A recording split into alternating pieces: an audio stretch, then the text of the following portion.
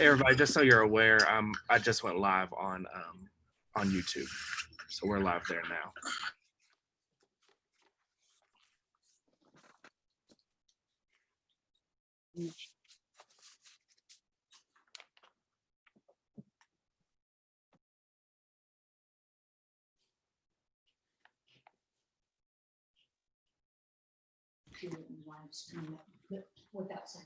Tyler, you there?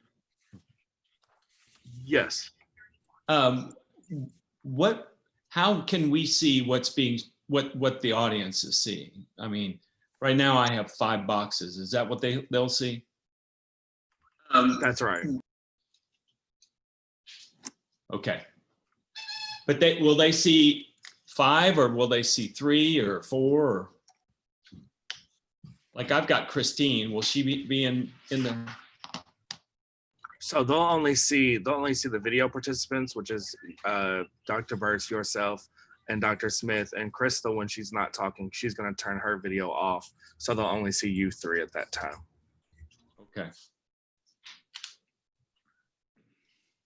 Angela, I'm getting ready to email you the link so that you can distribute. He heard you in the spirit because I had you on mute. So he just responded to you. And I had her on mute, Tyler. And so you heard her. They're connected at the hip. We are so connected. Y'all are connected. We are so connected. It's so funny.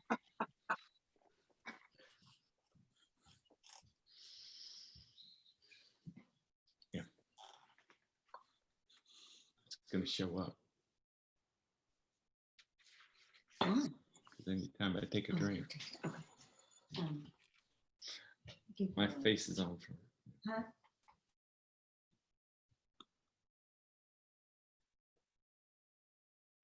I sent it, Angela. He said he sent it, Angela. Did you hear it? We are not on Facebook. Yeah, so what we're doing is we're on YouTube and we're just going to share the link on Facebook. And that's what I'm doing now. And that's what Angela's doing now. Oh, okay. So we're not going live on Facebook? Yes, yeah, I'm sharing. No, because I can only do one source at a time.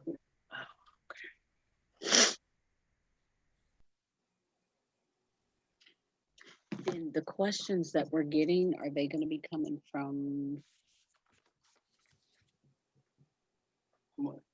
I mean, just like we always do.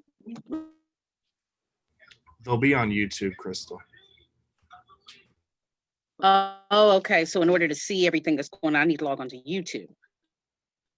Yeah, and I didn't send you the link, but I sent it to Angela. It's on the Simmons Facebook YouTube channel.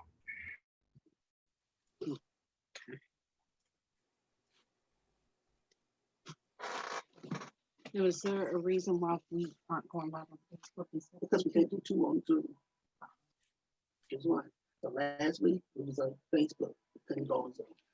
We couldn't go on YouTube. And so this gives people an opportunity who don't have Facebook to come on. No, I'm saying this. I could understand. Yeah. All right.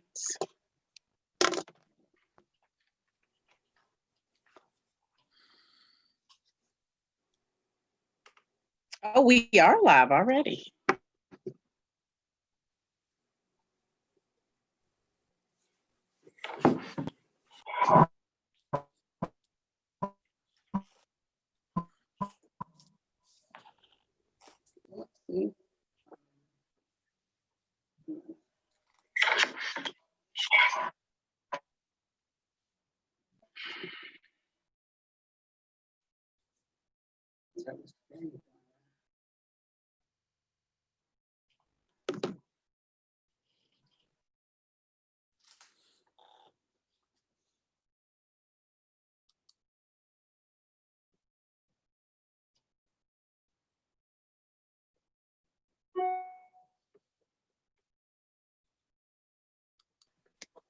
Hey, welcome everybody.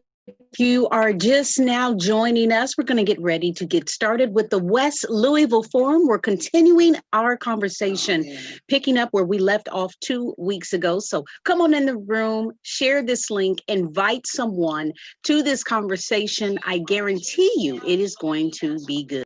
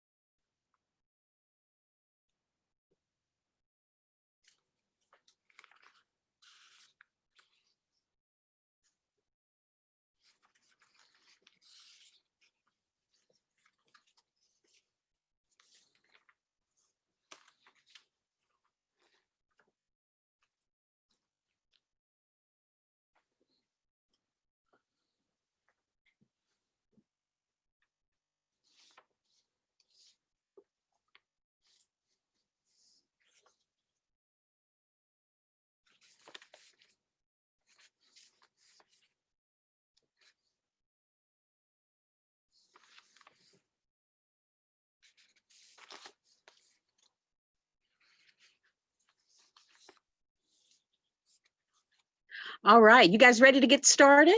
There must be some delay. All right. All right, welcome to the West Louisville Forum. I'm your host, Crystal Goodner. I'm the Director of Communications for Simmons College of Kentucky, and I've celebrated a year in this position last month. So grateful to be a part of this body.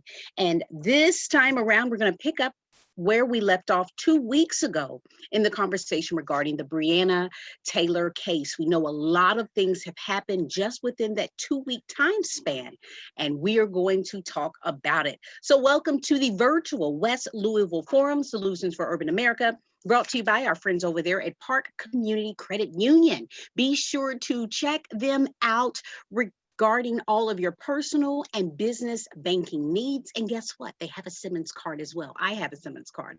So make sure you support our friends over at Park Community Credit Union, for they support all that we do at Simmons College of Kentucky.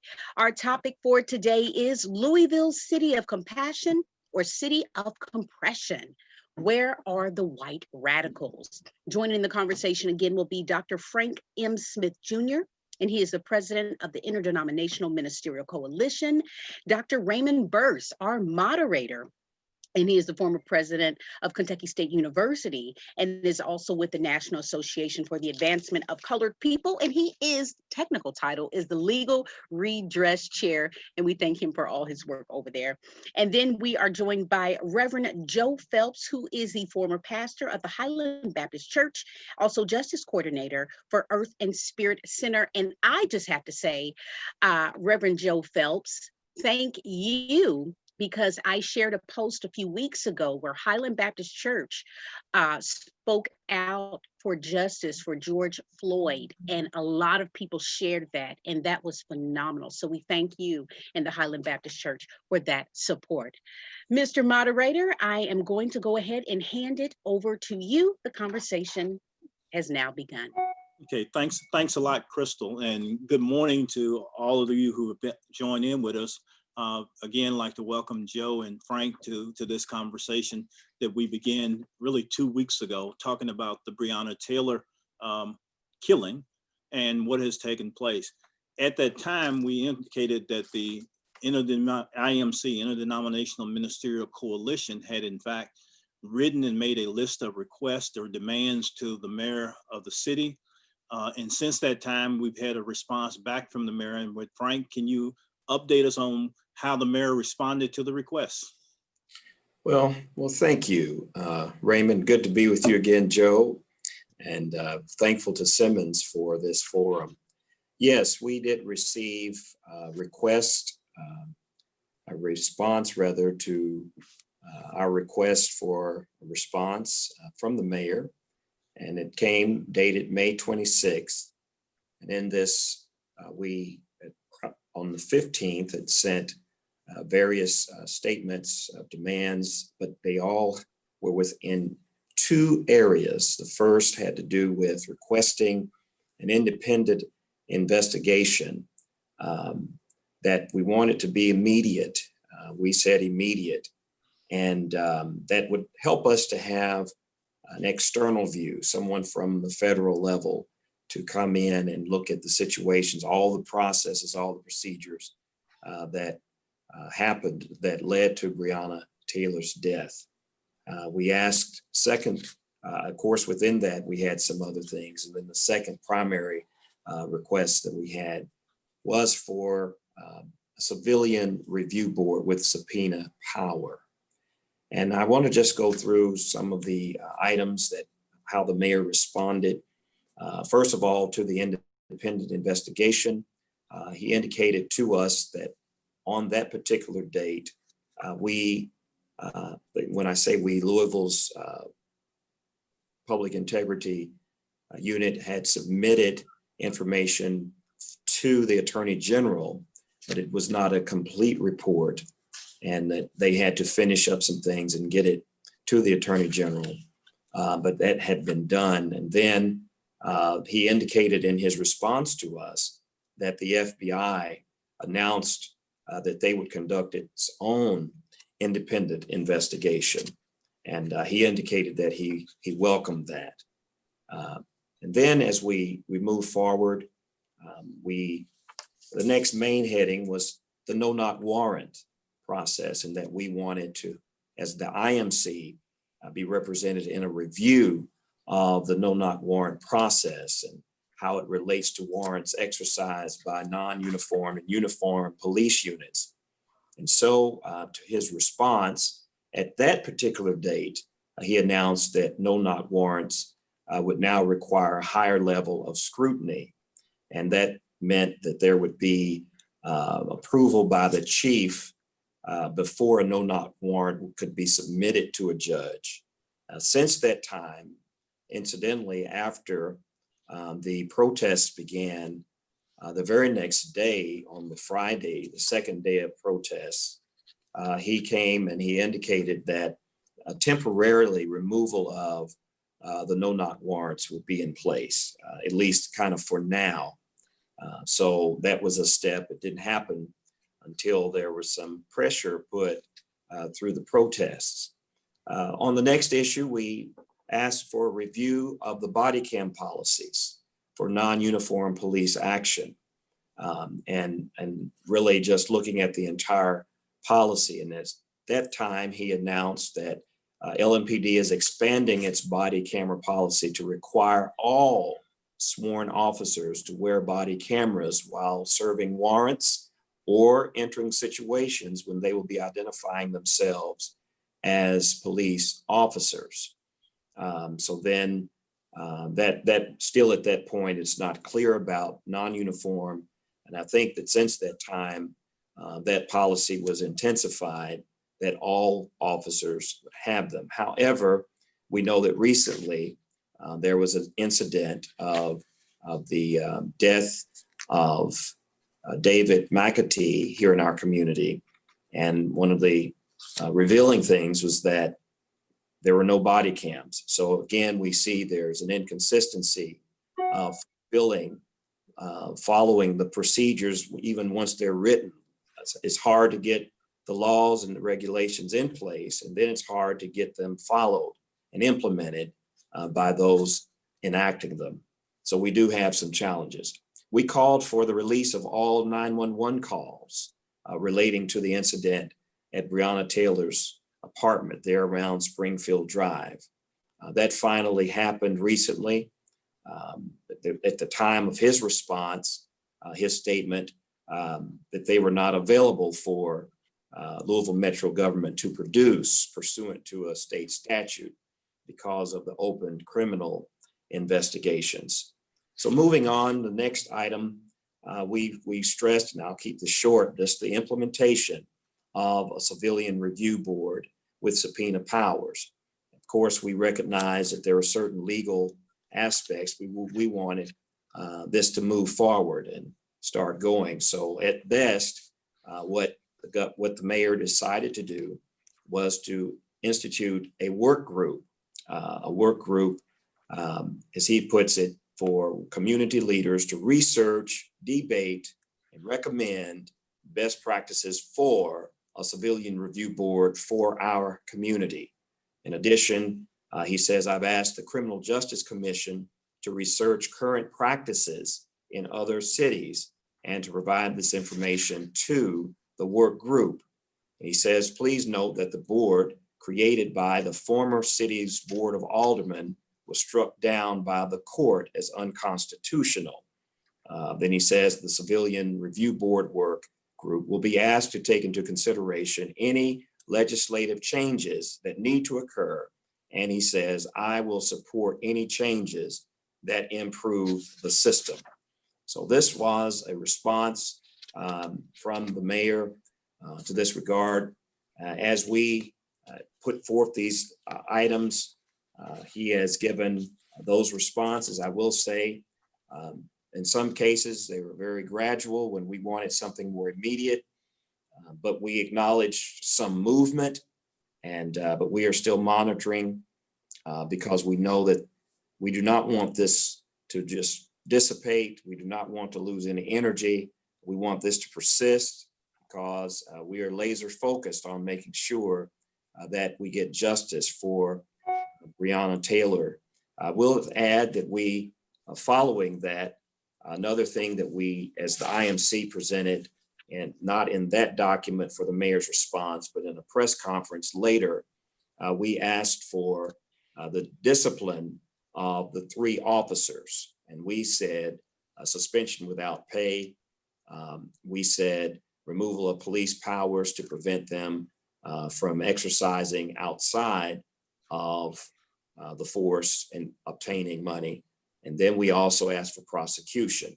We know that others were saying fire. We know that others were saying take care of pensions, but we wanted to provide a range so that there could be some options, recognizing due process. And to date, at this time, I will say that a response that I received from the mayor's administration is that there is a great risk in firing the officers in that they could be brought back 2 or 3 days later. And when they come back, there would be full police authority restored to them. And then they would be eligible. They could very well sue the city for the action against them.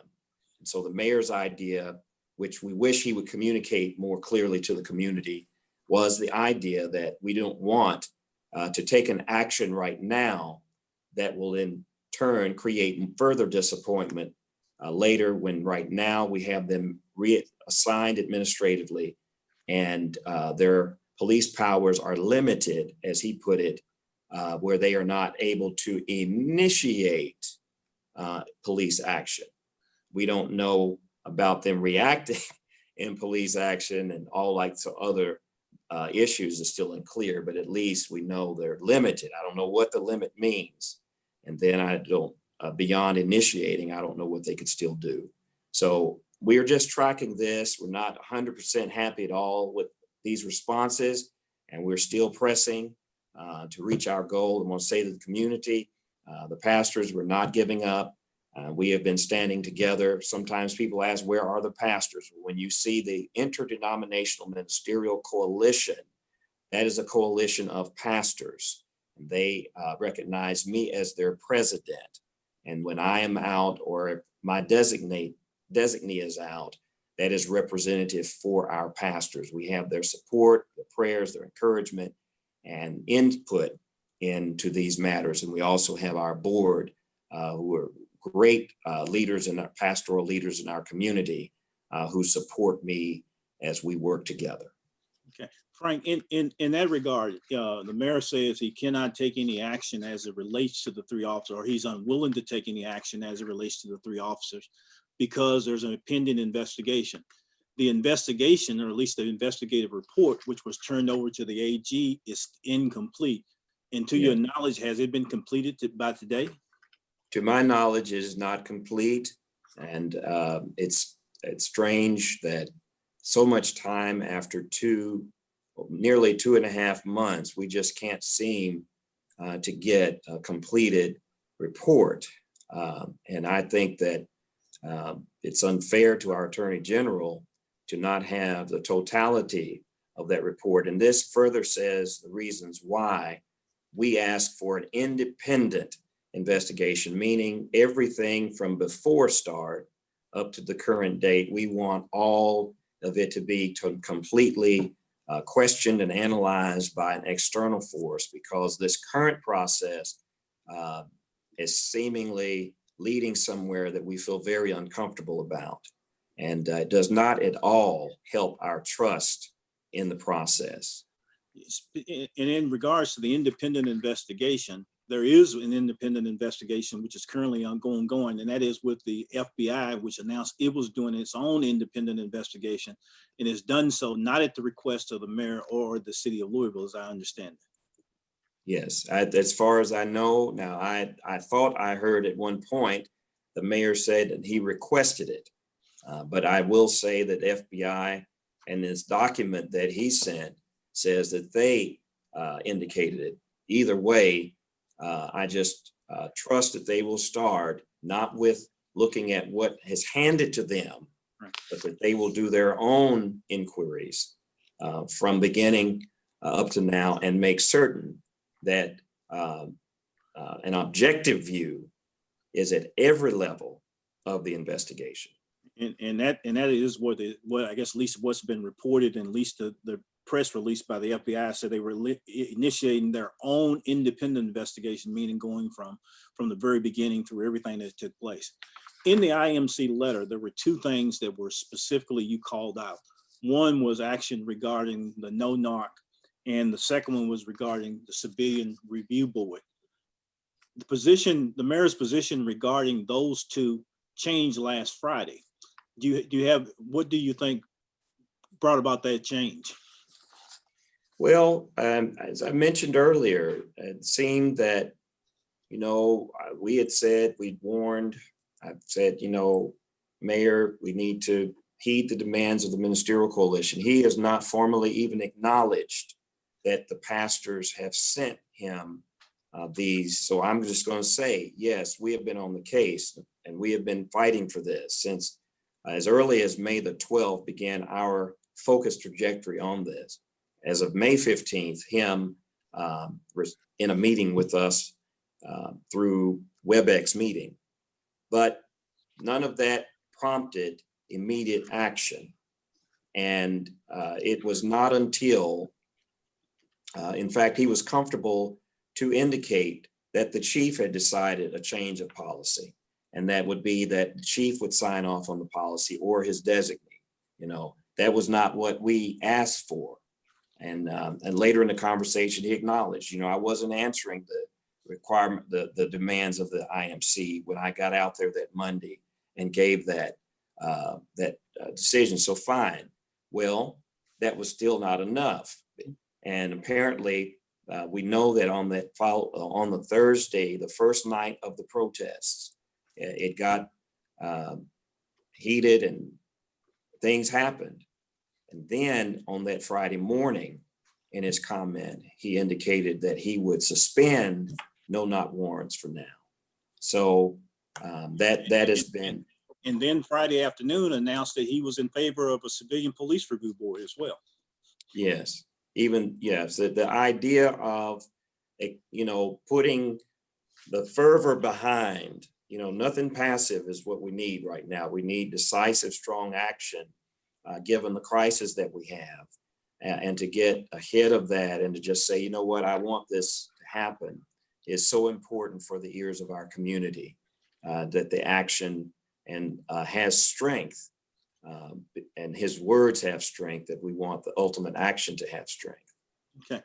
In that regard, getting back to you, Joe Phelps, what's your view on independent civilian review board with subpoena powers?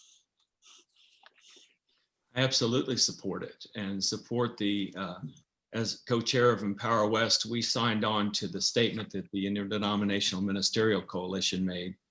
And we stand fully behind all of what they've asked for already. So we support it. Okay. Also in the IMC letter, or initial letter, was for IMC to be involved in policy review, and meaning the policies and procedures that are used by the police department. What was the response to that, Frank? The response that we got was to include, I was invited to serve on the work group for the Civilian Review Board by the mayor's administration. I declined to do that because I want to maintain a position of independence as president of the IMC. But what I did do was I recommended some names. Two of our constituents, the Reverend Eric French and the Reverend Roosevelt Lightsey, were asked to serve. They're serving on the work group at the request of recommendations that we were able to encourage. So yet still, we're not sure on the actual IMC's review process as to how this work group will be working. And so we're waiting, and I guess the only thing I can depend on right now is to ask those whom we've recommended to confer with them from time to time. But we want to be able to weigh in and chime in along the way to take and give some direction through their participation and through a review from the IMC administration. Let me distinguish a couple. What the mayor allowed, or at least appointed, were members to work on a police review board itself. As I read IMC request, was it went further that to look at policies and procedures within LMPD itself. Yeah. So the work group that is looking at only a single thing, and there appears to be a much broader issue. So for instance, one of the things you asked about was the body cam policy.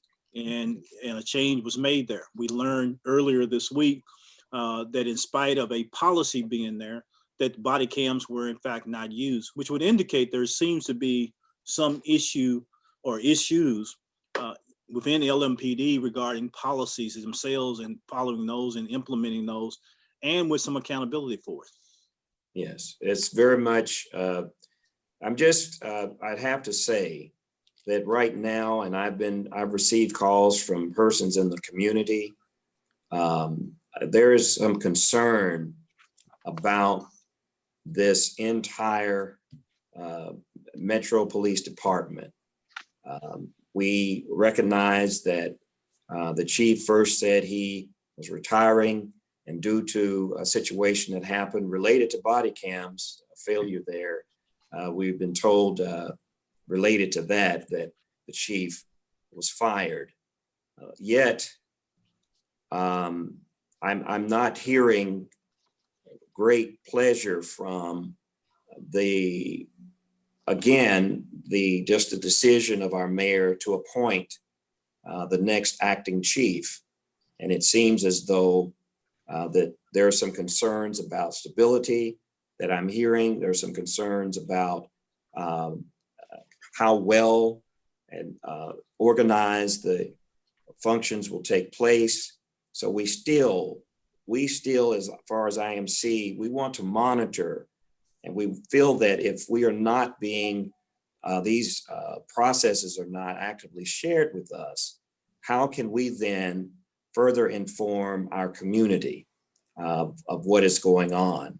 And if there's, to me, I would hope that our administration now would understand that transparency is not just deciding what you think is transparent and what you want to communicate, but is allowing IMC and any other groups from the community who can process information and help interpret it for the community and question what's going on.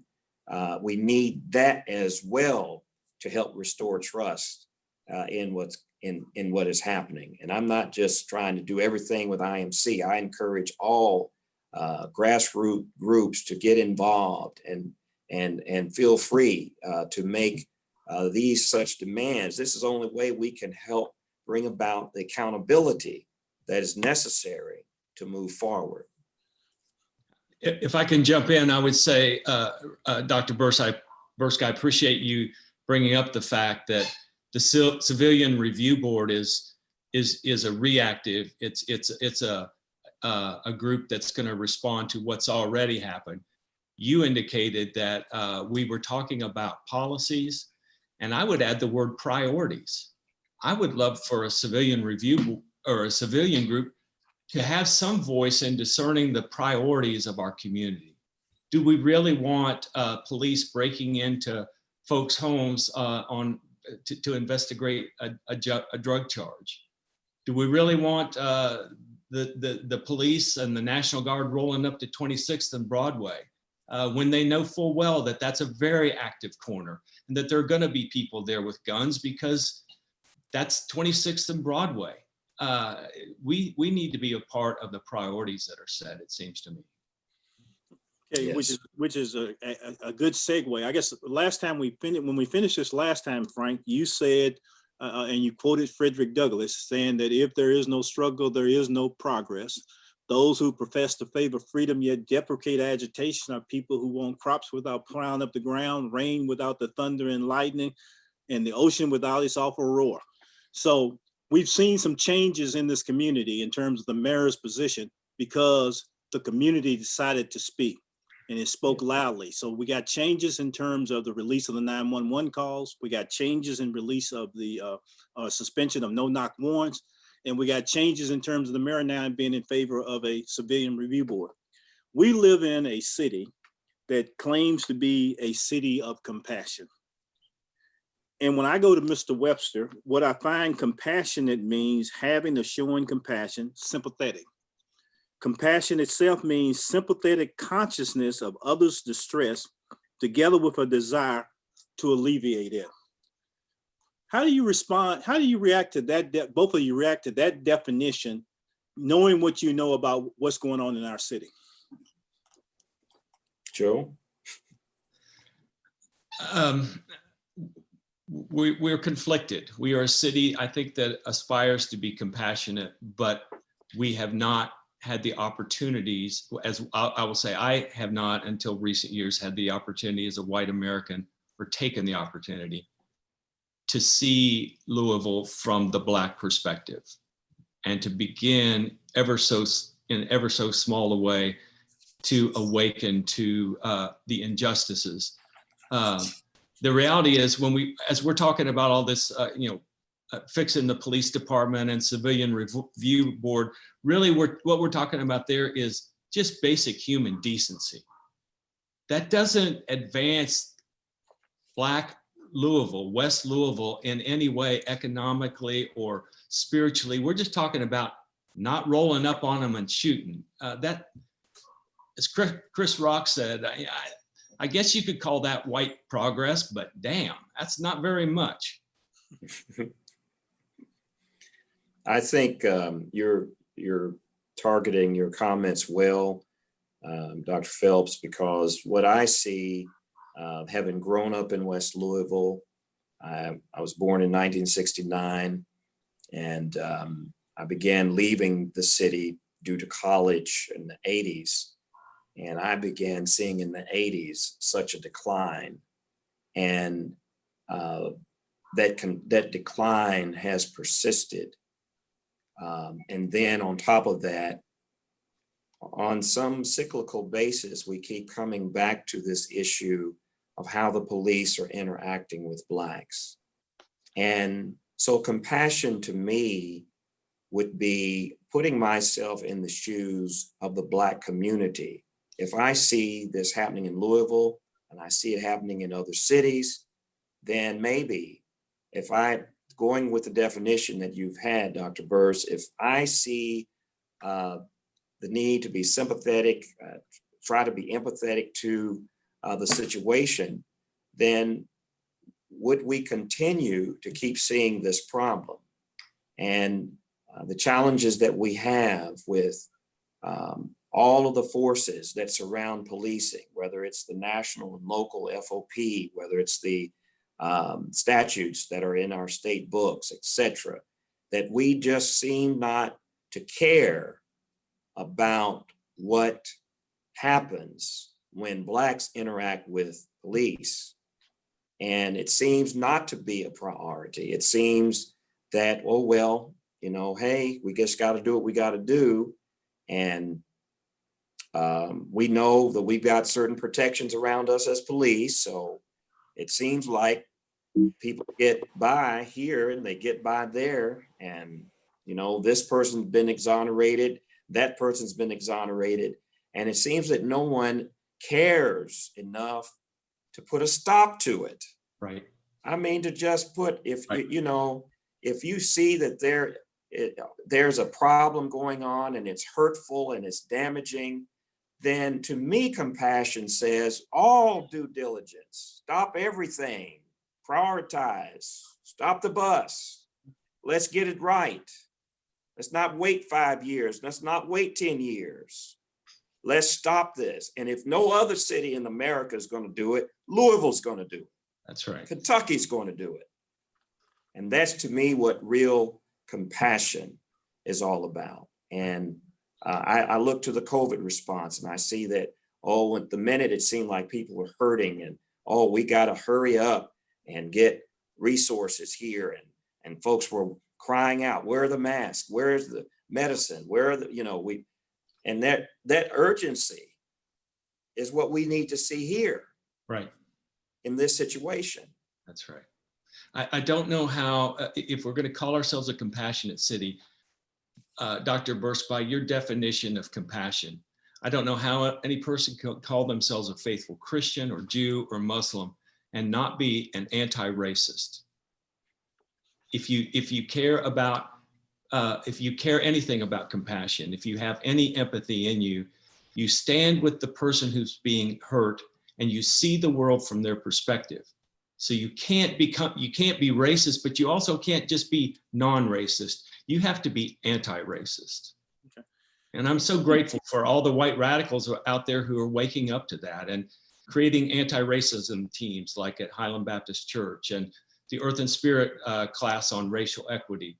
Those are little late, but good and important steps that we're trying to take to awaken white America. The dean of the Harvard Divinity School wrote, and I read, in moments like this, when the scar tissues of our past sins and present ugliness burst open into full view, what we need most are not more ritual words of condemnation, but a steady, unquenchable resolve to work together for deep structural change that is long, long overdue. Above all, we need to look at the evil of racism fully head on, straight in the eye, and solemnly resolve to fight it for every inch of ground across every piece of territory in every dark corner of our country and deep in our own hearts. In other words, quoting James Baldwin, not everything that is faced can be changed, but nothing can be changed until it's faced. The ugly reality of racism in our country has to be faced. And I hope that we can muster the courage to face it and find the moral energy to change it. These things have to change. Do we see anything in our community, or whether it's a compassionate city or whatever, that says we have the moral energy to really change what we're seeing?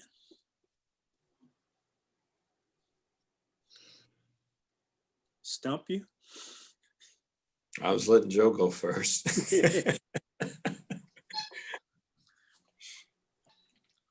I see lots of passion right now. I've been part of the protests for the last couple nights, and at least in the little spaces that I've been able to see and look around, I'm the oldest person by about 25 years. In other words, most of the crowd is under 40, and they're alive with passion. And I will say, I think most of them have their roots in a church that taught them about caring for others. So they're alive and ready to go, but they're leaderless in some ways and by choice, but they don't know what to do.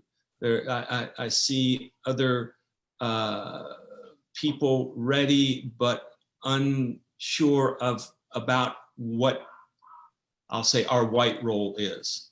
We're becoming clear that there are things that we can do. We made the problem. We need to help be a big part of fixing the problem. But we're also doing a lot of listening to people like Frank Smith and Kevin Cosby and Ricky Jones and Sadiq Reynolds, because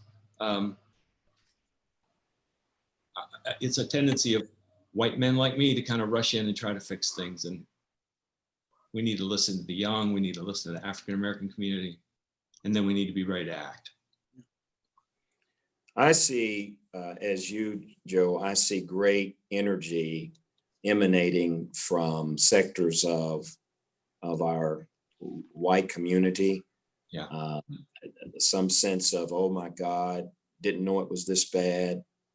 Oh, is it really this bad? These are questions that we are now hearing, which say to me that apparently they were not getting it before this local and national emphasis that we have now. I want to commend, I'd say as a pastor, a lot of times we as pastors are critiqued negatively by our younger brothers and sisters who may not be connected to church in the Black community. But I hasten to say and love to say to all of them how much I appreciate the leadership that I'm seeing. I've talked often with Chanel Helm, who leads Black Lives Matters. We call each other and inform, and we work to try to communicate with each other. And I haven't been able to respond to every event that she has had due to schedule conflicts, but the idea that intergenerationally we are able to talk, we're able to share. I think that there are a lot of assumptions that tend to happen in a fragmented community that we've experienced. And if I say something, it's charged at, it's automatically, oh, no, that's not what we're talking about. And then another group says, no, that shouldn't be said that way. This is what we're pushing. And sometimes it's taking some time for us to understand that really we're fighting for the same thing. And it is a multidimensional piece that we need all of the different voices to converge as one and target different approaches. And, we're building to the day where we'll have a more consensus among one another. And it's tough right now. It's challenging right now. And there's mistrust in all different directions. And I get that. And I've just tried to do all I can to make a commitment that I want to do what I can do to contribute to the good of the whole. Don't have to do everything at all as one person or even as one organization, ministerial coalition. But we want to be there. We want to have an input, and we want to support others where they are and feel their pain and their anguish and hear and listen. And we need to do more of that. And I'm committed to that. And so when you talk about, do we see some moral things happening right now behind all of the issues of damage and the hostility? I want the community to understand that above all of that, we have to commit to the transformation necessary that is at the first place, and not just look at the symptoms of what we see, but to dig deeper. You know, we could all just look at this thing, it's a police thing, and we could get stuck there. But there are so many other factors behind Breonna Taylor's death that led to the situation she ended up being in that are also worthy of correction, worthy of redress, worthy of transformation. And you know, 5 search warrants were issued that given day and signed off on. 3 of those warrants were served on one street, and one person that formerly had been close to Breonna was apprehended from one of those addresses on Elliott Avenue.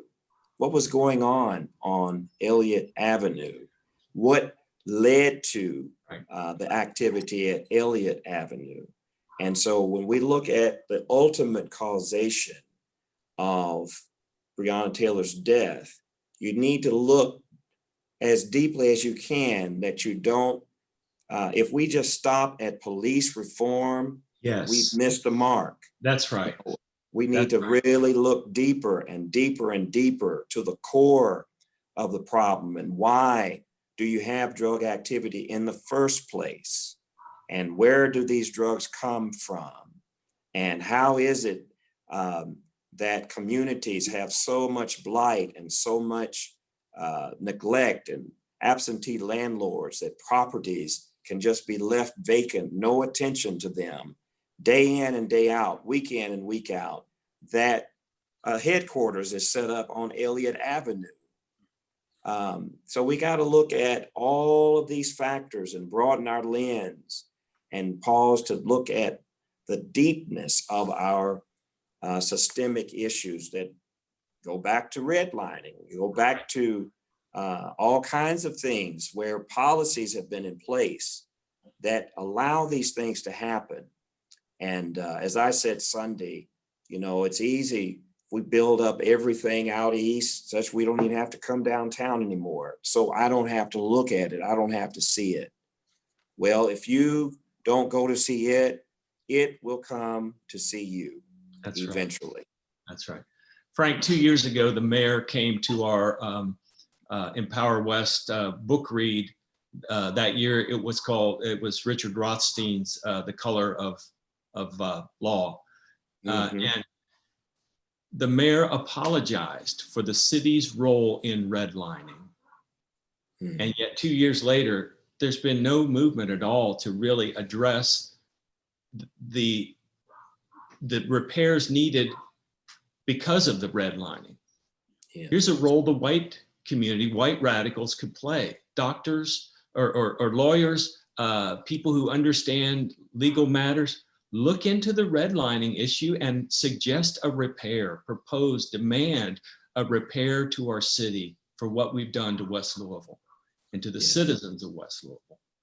I think that is a great way to get into, I guess, I hear a lot about everybody asking, how do we heal the community? How do we heal the community? People want to go from the injury to healing without the application of any antiseptic or medicine to the wound that has been caused. And so when you talk about redlining, that was in fact government supported, government promulgated, government proclaimed.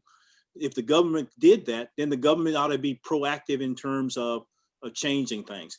The other thing is that along those lines, you know, we talked about white radicals, and I'm going to talk about the white community in general and elected officials in particular, is when I look at our elected leadership in this community, the African-American Metro Council members have spoken and spoken loud. Barbara Sexton Smith has spoken. Bill Hollander has spoken, but we have not heard from many others on that council in regards to what their position in terms of making a change or difference in it. You know, I serve on the University of Louisville Board of Trustees, and I have to say today I am proud of Jeff Walsh in particular, because Jeff Walsh, the women's basketball coach, released a very powerful statement earlier this week talking about what was going on and his commitment to it. Good. football coach released one, the basketball coach released one, and one of the assistant basketball coaches went to jail protesting. So we need people in positions of leadership that people look to stand up and ask what is going on in our community, what are we going to do, and commit to it. You know, the rhetoric is a lot, but it doesn't do much. I heard that the mayor was asked a day or yesterday or whatever it was, is how can a community trust a leadership that cannot open a swimming pool in a neighborhood with handling this crisis? That says a lot about where we are and where we're going and what we're doing. You know, what other things, you talked about doctors, lawyers, and people investing in West Louisville, investing in the community, investing in young people. Give me one or two concrete things you like to see happen now. Well, let me to all of that, as one thing that I think some people are still not able to process that bigger picture, because right now they're zeroing in on Breonna Taylor and say her name and what has happened to these officers. So I think one comment I would make is a direct comment related to that particular issue, as we do need to deal with these other issues.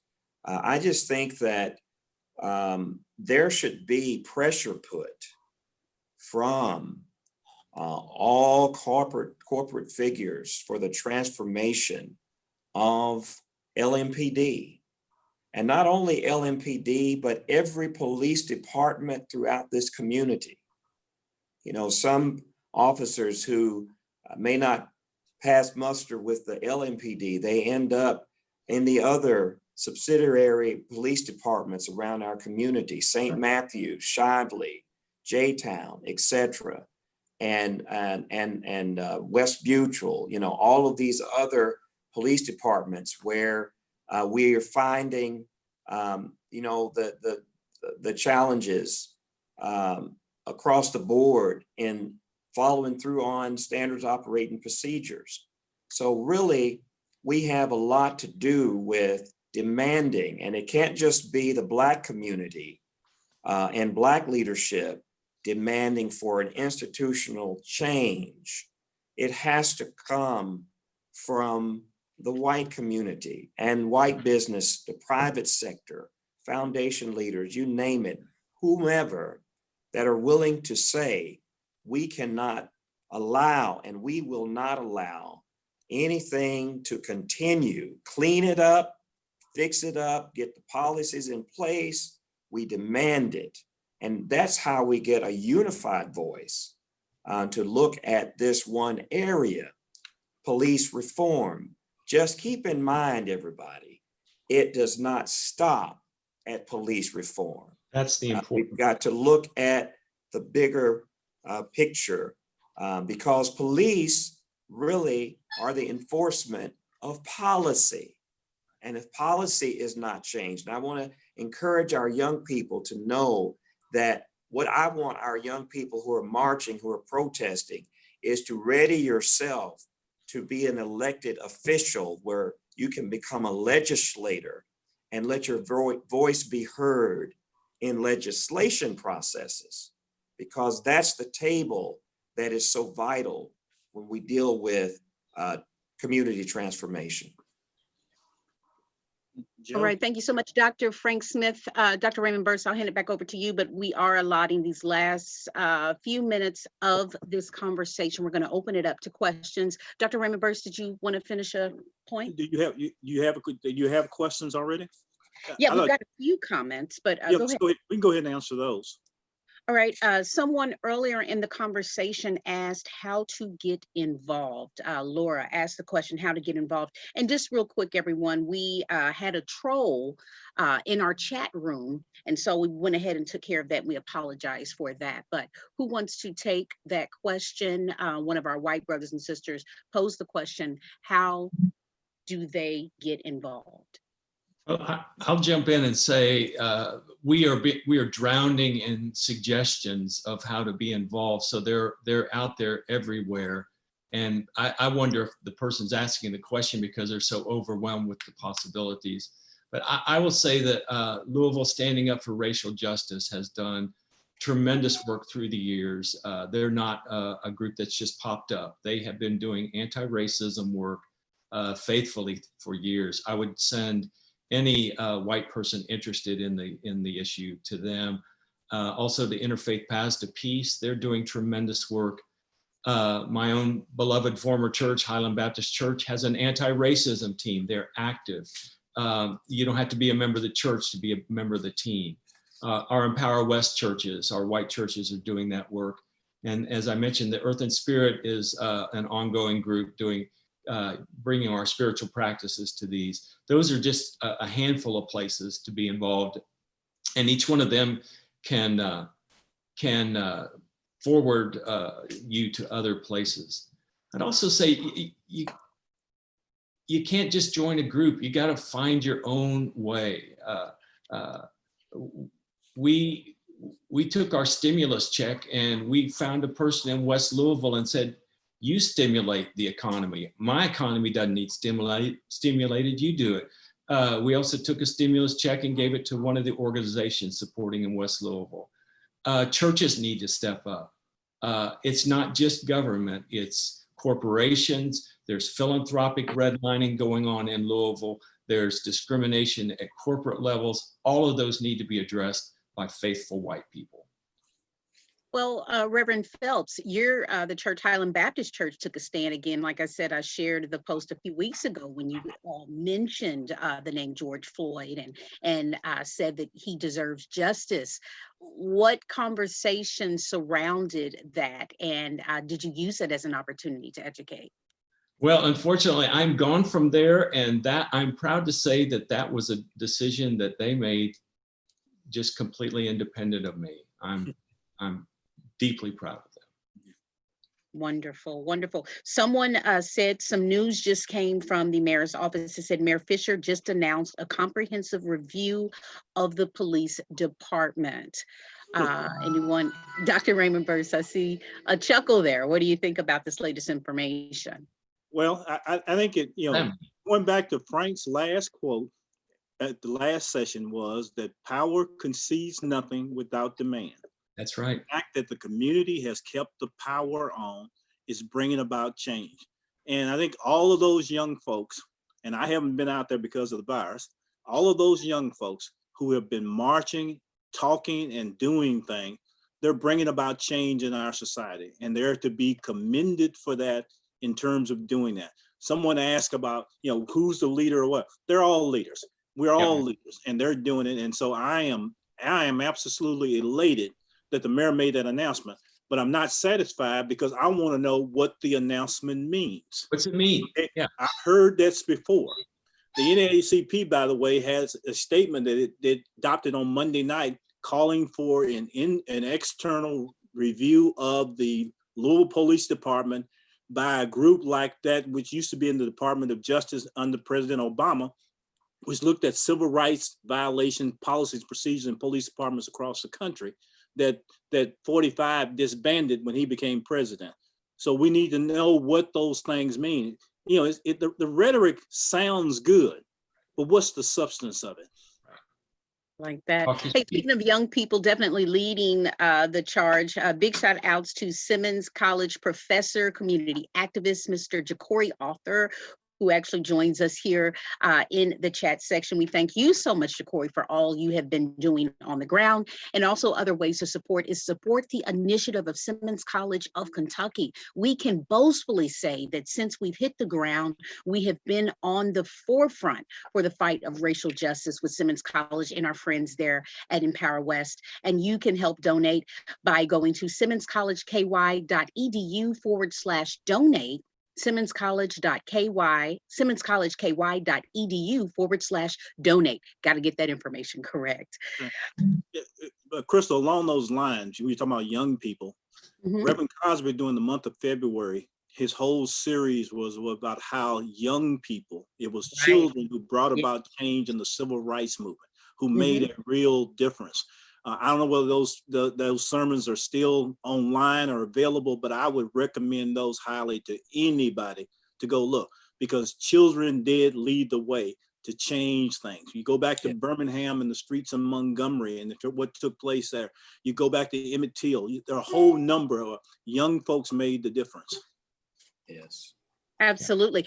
Dr. Burse, I don't mean to put you on Front Street, but an interesting conversation you shared with us offline that you've got a young son, and it seems as if y'all, your approaches to the situation are different. Could you share that candid moment with our what I said is I've got a 26-year-old son who's been with us since the virus started. And his approach and my approach are very different. He tells me all the time that I'm out of touch with what young folks want to do. So I let him talk and I listen. And where I agree with him, we're in accord. Where we disagree, we both go off and do our thing. Well, I'll take some of the pressure off of Dr. Burse. I have a 21-year-old son, and I talked with him the other day, and he really, the notion that we need to have space and place for our young people to be heard. It's something he reiterated to me, and I hear it all the time. And so I think that it's important that we allow for those opportunities and make sure that what we hear, that we do respond to and incorporate and encourage what they're saying. Yeah, agree. Yeah.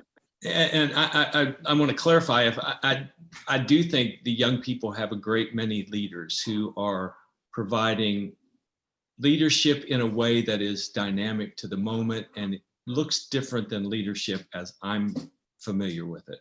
But there are leaders, and I'm profoundly proud of them, and I'm proud of my own children who are out there every night protesting. And my prayer is that, as has been said, that we don't just blow off steam. We just don't do symbolic acts. We don't allow ourselves to be placated by just civilian review boards, but that this become a moment where the city of Louisville looks at repairing the injustice that's been done to the citizens, the Black citizens of West Louisville. Wonderful. And to that point, Mhm. we talk about money that gets spent in West Louisville. We need to make a distinction between money spent in West Louisville and money that helps the people, the Black people who live in West Louisville. There's a huge distinction. Yes. Black people are wondering where their $4 billion are. Yeah. Mhm. And that was, and Dr. Smith, you're shaking your head. Do you want to elaborate on that a little bit more? Well, it's both people and place, and it's equity. If we could take one word that I hope everyone would start chanting: equity, equity, equity. You're talking about police treatment. Treat Blacks at the equitable level that you treat whites, police department. If it's financial or economic, West Louisville needs to look as pristine as East Louisville. If it doesn't, we have to infuse emergency COVID-style CARES Act infusion. Dump it, get it up where it's at an equitable position. Jobs are there, economy's there, it's booming, it's bustling, and your entire Louisville gets to truly be seen as a compassionate city. Wouldn't that be a beautiful city, really? I mean, if we had a beautiful city everywhere, not just East Louisville. Absolutely. Big shout outs to Michael Hicks, actually, who is serving as moderator in our comments section. And be sure to check out what he's doing with The Lens. And you can check that out at thelens.black. Real quick, I know we're almost out of time. Someone posed a question. He says, why are community leaders allowing the mayor to rubber stamp LMPD assessments of inclusive and contradictory video? Who wants to take that one? Right. It sounds like something Dr. Burse needs to answer. Yes, absolutely. Well, I do not think that people are allowing the mayor to stamp contradictory video. I think where people in the community are, is that when we speak, we want to speak from a factual basis where we can, in fact, invalidate, challenge what is being said. And so I think many of us are very, very cautious about getting out and getting in front before we have all of the facts. Now, in some areas, I think we have enough for things to have happened, like with the 3 police officers that the mayor is protecting. I think we have enough in regards to the police officer who posted on Facebook about, being on the line and coming back the next night to light somebody up. Yeah. But it isn't that we're stamping that. If anything, I think the mayor is being challenged, and he's receiving in private more challenges that he's getting in public that a lot of people in the community know about. Oh, yeah. This has been a wonderful conversation, and someone just spoke up and they said, those of us who are white need to educate ourselves about Black codes, Jim Crow laws, redlining, the racial wealth gap. And I petition all of you, if you missed Dr. Cosby's special address that we did on Tuesday, was that Tuesday, Angela? Tuesday. He gives us a history lesson. He always gives us a history lesson. Monday, I'm sorry, always gives us a history lesson. And just go through and check out the content that we have on Simmons, on our YouTube platform, also St. Stephen's platform. Reverend Phelps, what would you say to that about educating themselves? Well, I think that's at the forefront of it's one thing white people like to do. We like to read books. So yes, educate, but also act. You can't just talk it and study it to death. You have to put your foot out and start. Can you mention those organizations again that they can become a part of to start the process? Oh, absolutely. By the acronym LSURJ, LSURJ, Louisville Standing Up for Racial Justice. They are a group that is in concert with Black Lives Matter. The Interfaith Paths to Peace is an excellent interfaith group doing very creative work. Empower West Louisville is clergy. We welcome other white clergy to join us. I mentioned the Earth and Spirit Center. We're doing an ongoing work and a discussion about our role in this issue. How do we take what God has given us and move it forward? And then finally, I mentioned the anti-racism team at Highland Baptist Church and other churches in our Empower West group. Let me also give information on following the Interdenominational Ministerial Coalition. Yes. We are on Facebook. You can look Interdenominational Ministerial Coalition. We have a Facebook page. We also have a website, imclouky.org, imclouky.org. And we invite you to go, which is also a web app. So if you would like to have the IMC app on your phone, if you enter that in your browser, then it will start prompting you to add that app to your phone if you would like to receive notifications from the IMC. And of course, we, like Simmons, appreciate financial support as we work to move forward in what we're doing. All right. Crystal? Thank you so much, Reverend Phelps. Go ahead. I'm sorry, Dr. Burst. So go ahead. I would be remiss if I didn't say also the local branch, the Louisville branch of the NAACP is very active in the community, and people can do that. But there's another organization that people can do that is more powerful than any of those, and it is called Vote, the voter box. And so what we need to do is that all of these folks who are marching, I tell my son this, while you're out there marching, ask people, are you registered to vote? And if you're not registered to vote, get a voter registration card and do that. And for those who are already registered to vote, you can now vote by absentee ballot. So if you go to govoteky.com, you can request an application for an absentee ballot, and you have to do it before June 15th.